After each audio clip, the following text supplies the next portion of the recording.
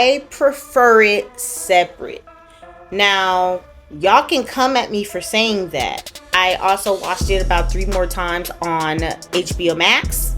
This is Jasmine and you are watching Jasmine Jabbers. Today I'm going to be talking about the future of the DCEU, Peacemaker Season 2, and Batman. The Batman. Let me just jump right in. DCU. Wow. First of all, let me just say this video may give away spoilers of the DCU right now. So a Superman movie with David Cornsweet, if you have not seen that and you don't want spoilers, get out of here. Peacemaker Season 2 with John Cena, if you haven't seen it, get out of here. That's it. Actually, that's all. That's it. Those are where the spoilers are gonna come from. But also, if you're not interested in the DCU, why are you even here? Just hop off my video. I don't want to hear it. But if you are interested like I am, then welcome to Jasmine Jabbers. Now, like I said, let me jump right in. The DCU. What to say? James Gunn has started off the DCU with Superman, the new movie of 2025. I have never seen a movie more than once in theaters until now.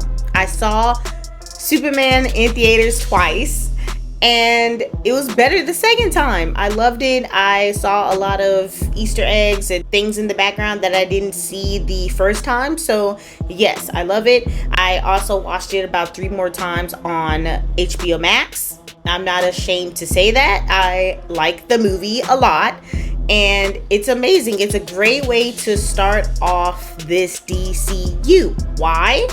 Well, because it's comic book accurate, and it's about time we had a comic book accurate Superman. It really gives people hope again. I mean, a guy that just loves to serve and help people out in this economy. No, like in the younger generation, a lot of people, especially dudes, they don't really want to help other people just because anymore.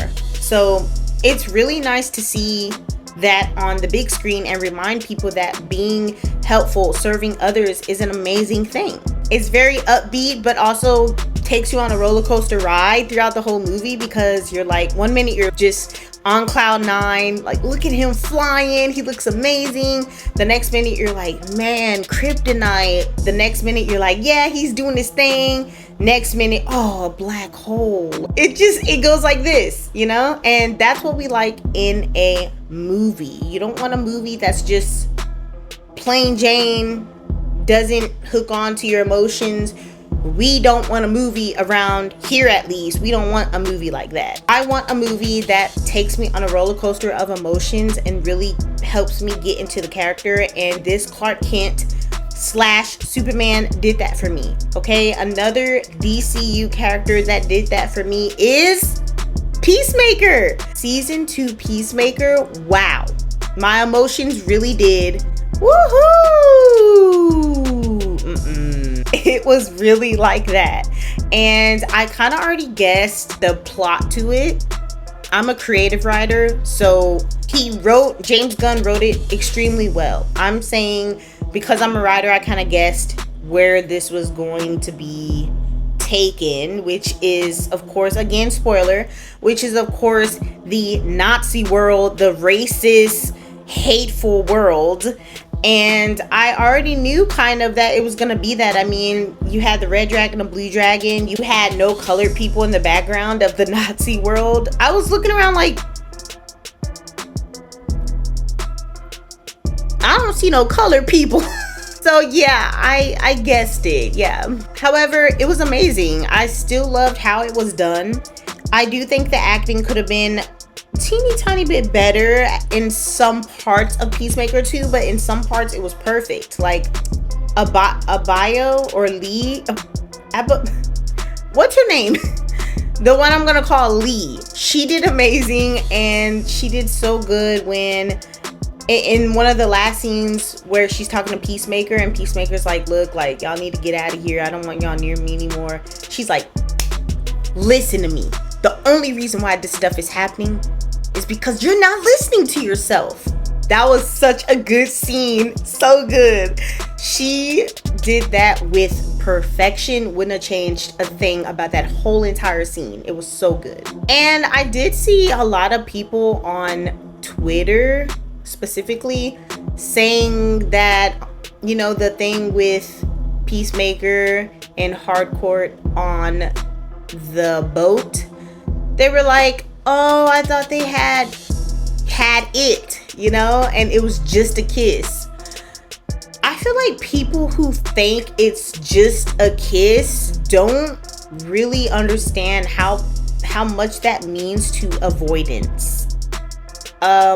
People who avoid their feelings and don't want to come or show their feelings to other people, a kiss is a lot. And sometimes that kiss, especially in public, it was a public kiss, but sometimes that kiss can mean more to that person who avoids their feelings than sex itself. So y'all that are downplaying a kiss, clearly I've never heard of the kiss of life, and you guys should probably reflect on that, because if you're just going around kissing everyone willy-nilly, not caring about what a kiss can do for you, yeah, that's not necessarily something to be out in the open about, because there's power in a kiss. There was so much growth with Peacemaker this season, and it was beautiful. And Hardcourt too. So much growth between those two characters, and I loved every second of it. And the ending, ooh, I want to punch Flag in his face. I just want to break Flag. You're gonna regret that. He's gonna regret working for Lex. He's gonna regret everything.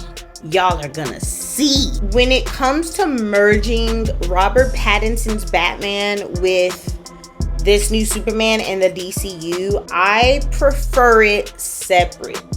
Now, y'all can come at me for saying that. I love Robert Pattinson and his Batman, and I love David Cornsweet and his Superman. However, I really don't feel like their worlds would mesh well together. Keep them apart.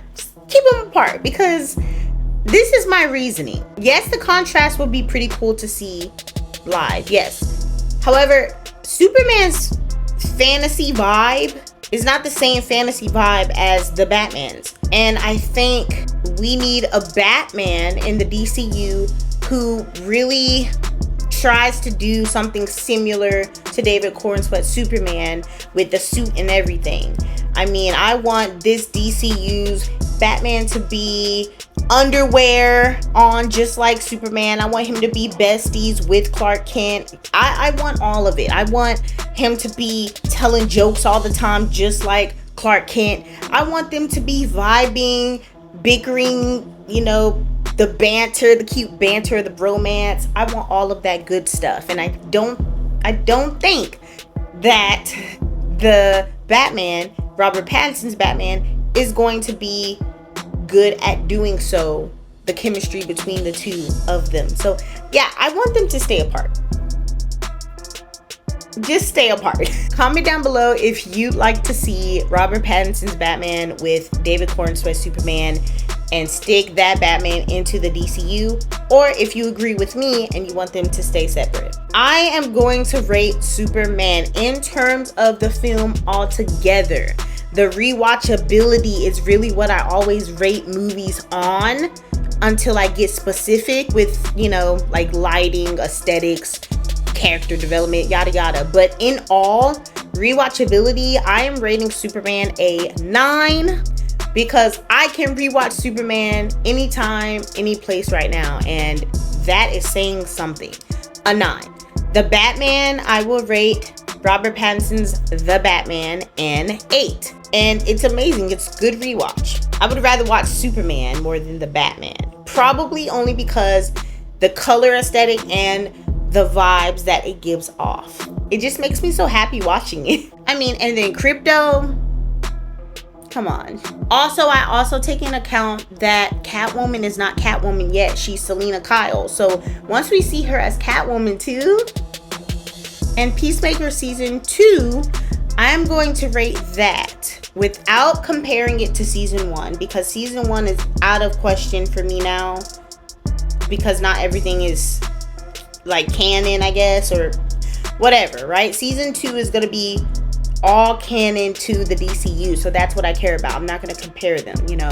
Season 2 of Peacemaker alone, I'm going to rate that one and 7.5. That sounds about right. And it really is because of the acting that was throughout season 2. It could have been better, again, in some parts. In some parts, they nailed it. So, shout out to them, by the way. And I love the ending of season 2 of Peacemaker. I love that. Loved it, loved it, loved it. And I'm sad, but I loved it. Peacemaker will be okay. You know, John Cena, we saw something roaring in that world that he's locked in now. I don't know what that is, but they can't see him. Yeah, that's really all I have to say for this video. And if you want more videos like this, like this video, comment your thoughts, and subscribe to this channel so you don't miss other videos in the future. And until next time.